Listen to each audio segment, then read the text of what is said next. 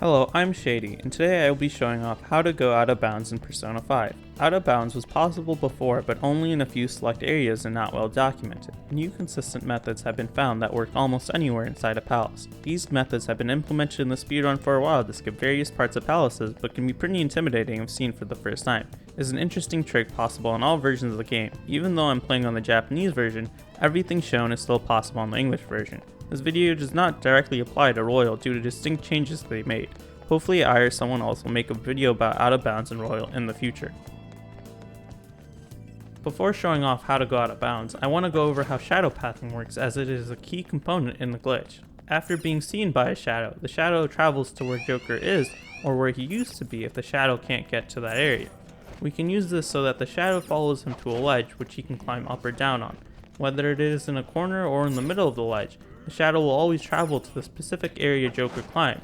Normally, after the shadow reaches the ledge, the game does not allow Joker to jump up or down if the shadow is in the way. We will abuse this mechanic to go out of bounds, so it is important to be mindful of where you're climbing. The first method, and the easier of the two, is by making a shadow follow Joker to a ledge where he will climb down. The shadow will follow him, but before it reaches all the way to the ledge, you will want to climb back up. Because the shadow is in the way, Joker will be pushed out of bounds. You will want to spam the auto heal button, as Joker can get ambushed and pushed back inbounds. It is possible to go out of bounds without using the auto heal button, but it can be risky.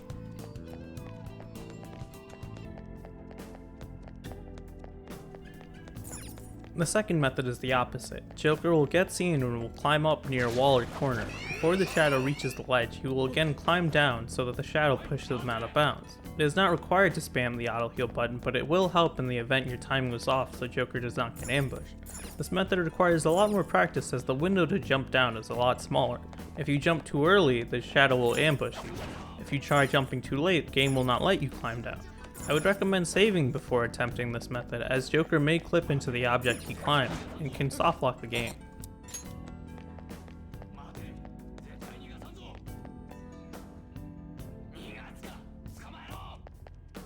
You may be asking, since you can go out of bounds by climbing up or down, are you able to jump across a ledge and get pushed out of bounds? No, this does not seem to be the case, with there being one exception. When trying this sort of method, Joker just gets placed next to the shadow instead of out of bounds.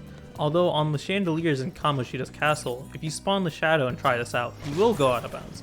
This is currently the only known place it works in vanilla. Sadly, it isn't really that helpful because the painting in the lobby isn't activated until used by the other side. If someone is able to find a way to make the painting work earlier than intended, that would save a lot of time in the speedrun.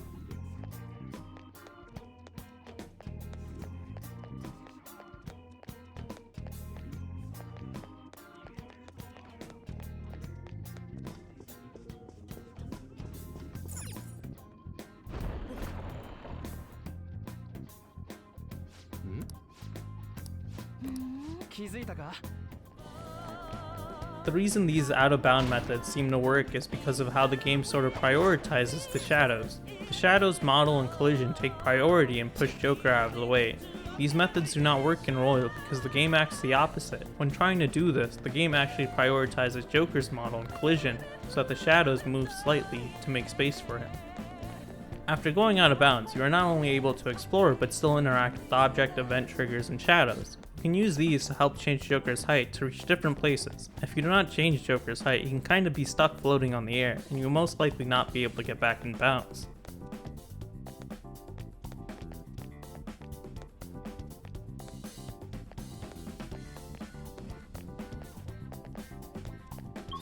To gain height, you are able to simply steal treasures, walk on the side of stairs, or fight shadows. Walking on the side of stairs is fairly easy as just sticking to the side of them, but they are not present everywhere, so stealing treasures might be better. It's unknown exactly why stealing treasures gives Joker height, but you are able to chain 2 treasures back to back before Joker is unable to steal at his original height. There is a chance that if a treasure demon spawns, it can crash the game, but you are most likely fine at lower security. If you wish to gain more height afterwards, it would be best to fight shadows. Fighting shadows can be a bit finicky and can seem random at times, but it is consistent with certain setups. I would recommend ambushing from a 45-degree angle while not being too close. Whether you run or interrogate, you are not guaranteed height, but if you finish the fight with an all-out attack, you will not get any height, so you want to make sure to never end a fight with an all-out attack. After the fight, you can usually check yourself with inbound objects to see if Joker got height. It is also possible for a shadow to spawn if you're at high alert.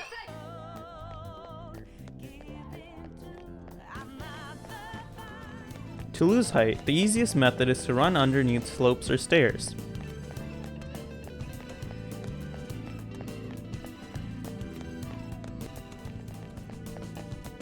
There's also another method of losing height that may sound a bit weird. If Joker runs in circles with rapid turns, he will slowly lose height. The best way to do this is by holding down the run button and moving the analog stick in circles. When doing this method, you want to make sure Joker is doing quick turns. If Joker is making wide turns, you're rotating the stick too slow, and if Joker is stumbling all around, then you're rotating the stick too fast.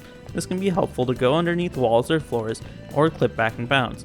Joker lands on any solid floor or object underneath him if he's close enough.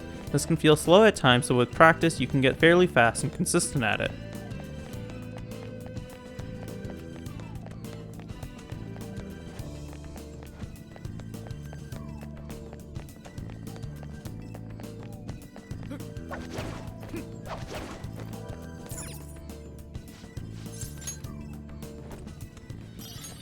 That is the basic rundown of how out of bounds works.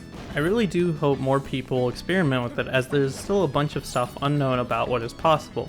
It may seem difficult at first, but it becomes easier after some practice.